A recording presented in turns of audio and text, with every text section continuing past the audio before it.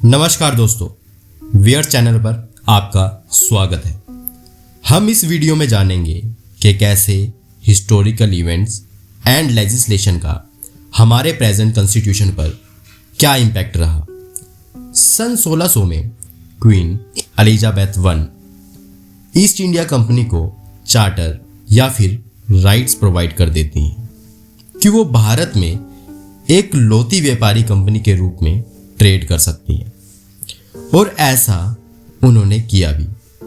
भारत के रिसोर्सेज को एक जगह से दूसरी जगह पर पहुंचाया, जिससे न केवल ईस्ट इंडिया कंपनी को व भारत के लोगों को भी लाभ मिला, लेकिन दोस्तों ये माया है जिसकी वजह से एक इंसान सोने का अंडा देने वाली मुर्गी को एकदम से काटने की कोशिश करता है, और इसी परिणामवश ईस्ट इंडिया कंपनी के हाथ से भारत भी चला गया।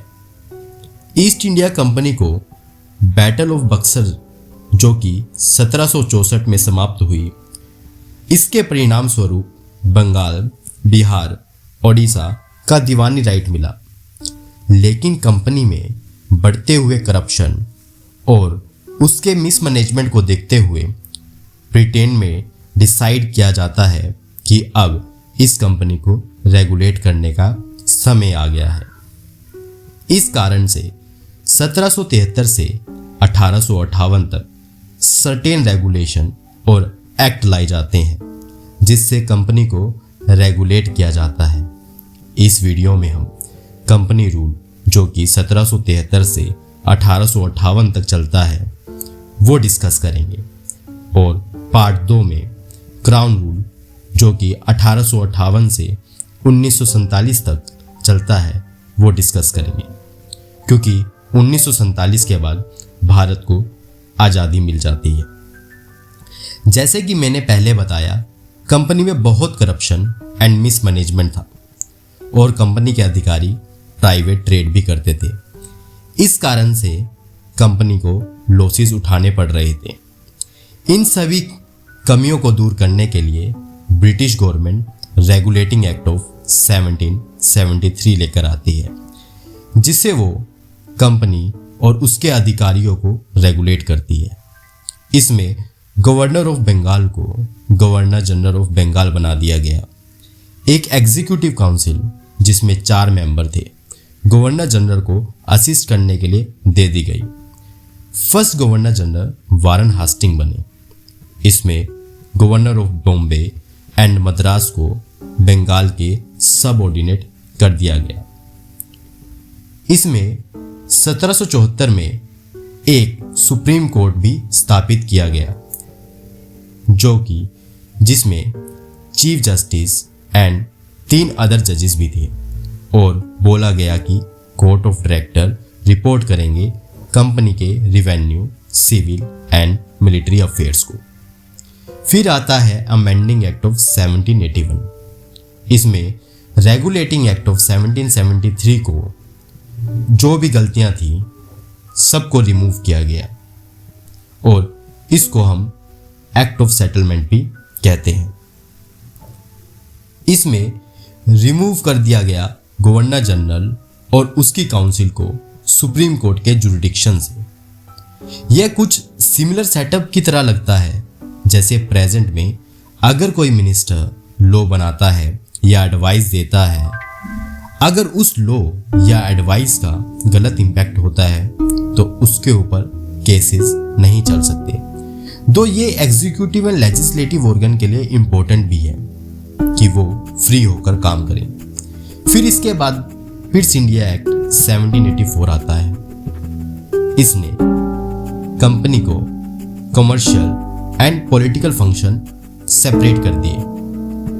Commercial function court of directors और political function board of control को दे दिए गए। यहां से शुरू होता है सिस्टम ऑफ डबल गवर्नमेंट। और इस एक्ट में पहली बार बोला गया कि कंपनी की टेरिटरी जो होगी ना, वो ब्रिटिश की टेरिटरी होगी, और ब्रिटिश गवर्नमेंट को सुप्रीम कंट्रोल मिल गया कंपनी के अफेयर्स के ऊपर। फिर आता है एक्ट ऑफ 1786। ब्रिटिश गवर्नमेंट को अपॉइंट करना था लॉर्ड कॉर्नवालिस को एज अ गवर्नर जनरल, लेकिन लॉर्ड कॉर्नवालिस ने ब्रिटिश गवर्नमेंट के सामने रख दी कुछ कंडीशंस, जैसे कि गवर्नर जनरल को अधिकार होगा कि वो अपनी काउंसिल के डिसीजन को ओवरराइड कर सके, वो कमांडर इन चीफ रहेगा। और फिर इन प्रोविजंस को सभी गवर्नर जनरल को देने के लिए आता है चार्टर एक्ट ऑफ 1793। इस एक्ट में गवर्नर जनरल को सबऑर्डिनेट प्रोविंसेस के ऊपर कंट्रोल और भी स्ट्रेंथन कर दिया गया और बोर्ड ऑफ कंट्रोल को इंडियन रेवेन्यू से पे किया जाने लगा। लेकिन अब ब्रिटेन में डिमांड उठती है कि आपने इतनी रिसोर्सफुल कंट्री को खाली ईस्ट इंडिया कंपनी की मोनोपोली बनाकर रखा हुआ है, दूसरी कंपनी को भी राइट मिलना चाहिए। इसलिए British government charter act of 1813 लेकर आती है और ईस्ट इंडिया कंपनी की मोनोपोली इंडिया में ख़त्म कर देती है। हालांकि कंपनी चाइना से ट्रेड करने की और टी में ट्रेड करने की मोनोपोली बचाने में सफल रहती है। और इस एक्ट में बोला गया कि जो ब्रिटिश क्राउन होगा ना, उसका कंपनी की टेरिटरी पर पूरा अधिकार रहेगा।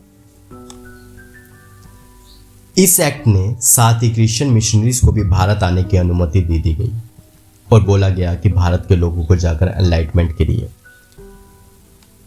यह उस देश के लोगों को एनलाइटन करने की बात कर रहे हैं जहां पर दुनिया की सबसे पुरानी सभ्यता का विकास हुआ, जहां पर वसुदेव कुटुंबकम, सर्वे भवन्तु सुखिनः जैसे कंसेप्ट का ओरिजिनेशन हुआ, जहां पर एक ऐसा धर्म ओरिजिनेट हुआ जिसने यूनिटी एंड डाइवर्सिटी को पूर्ण रूप से परिभाषित किया। इस एक्ट में वेस्टर्न एजुकेशन देने की भी बात करी गई। इसके बाद आता है चार्टर एक्ट ऑफ 1833। इसने भारत में पूर्ण रूप से सेंट्रलाइजेशन की बात करी। गवर्नर जनरल ऑफ बंगाल को गवर्नर जनरल ऑफ इंडिया बना दिया गया और पहले थे लॉर्ड विलियम बेंटिक। सारी लेजिस्लेटिव पावर छीनकर गवर्नर जनरल ऑफ इंडिया को दे दी गई। अब से सारे रेगुलेशन को एक्ट कहा जाने लगा और ईस्ट इंडिया कंपनी के सारे कमर्शियल फंक्शन को बंद कर दिया गया और प्योरली एडमिनिस्ट्रेटिव बॉडी बना दिया गया। इस एक्ट के अंदर सिविल परीक्षाओं को ओपन कंपटीशन देने की भी बात करी गई, लेकिन कोर्ट ऑफ डायरेक्टर ने इसका अपोजिशन किया। और फिर आता है चार्टर एक्ट ऑफ 1853। इसमें जो गवर्नर जनरल की लेजिस्लेटिव एंड एग्जीक्यूटिव काउंसिल थी उसको सेपरेट कर दिया गया और लेजिस्लेटिव काउंसिल एक मिनी पार्लियामेंट की तरह वर्क करने लगी।